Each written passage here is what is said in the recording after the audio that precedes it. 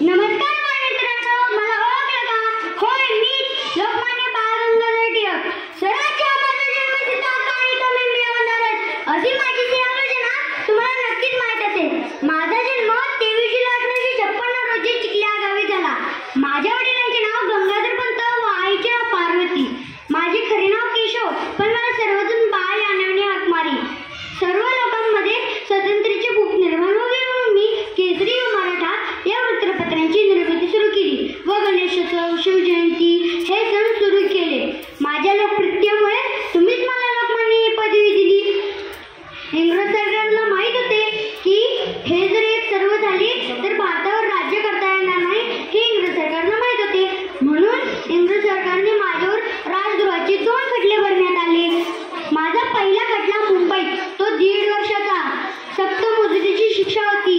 जेवायला जाड भाकर, कांदा घातलेली भाजी, पण मला कांदा मुळीच नावडे म्हणून मी भाकर पाण्यासोबत खात. अशा जेवणामुळे माझी प्रकृती बिघडली व माझे वजनही कमी झाले. मी ज्या कोठडीत होतो त्यावर पहारा होता. एक शिपाई माझ्याकडे दररोज पाहायचा.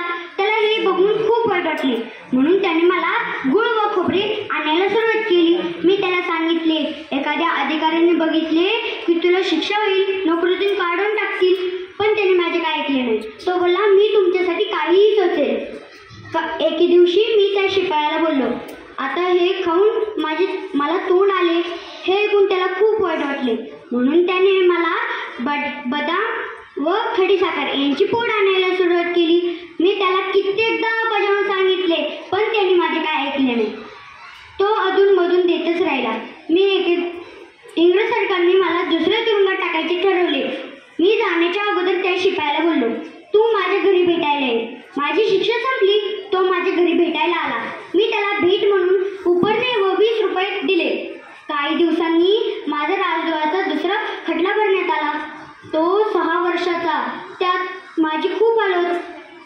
मला कोणी केव्हा पत्र पाठवायचे हे इंग्रज सरकारने नियम घातले होते. आमच्या घरचा बापू सुतार, त्याला मला पत्र पाठवायचे होते, पण इंग्रज सरकारने नियम घातले होते म्हणून त्याने मला पत्र पाठवले नाही. मी इंग्रज सरकारना बोललो, मला काही पुस्तके हवे, त्यासाठी एक पेटी हवी होती. मी ते काम बापूकडे आले. हे ऐकून त्याला खूप आनंद झाला. त्याने पेटीच्या आतमध्ये